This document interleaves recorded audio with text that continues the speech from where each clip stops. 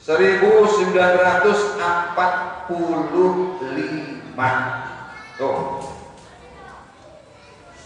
Jadi kemerdekaan Republik Indonesia ini diraih dengan susah payah.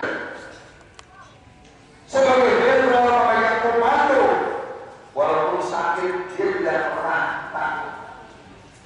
Terus berjuang, tapi zikir tidak pernah tinggal.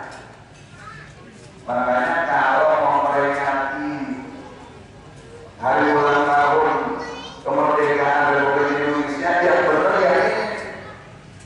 Ini yang benar nih diatur di RW 02. Kenapa? Karena pejuang-pejuang kita nggak pernah berhenti berzikir. Masa 17 Agustus mampu? Ini kan gak benar. Harusnya kita ikut. Kenapa pejuang-pejuang kita dulu yang berzikir? Dengan zikir dapat barokah dari Allah. Dengan zikir dapat kekuatan dari Allah.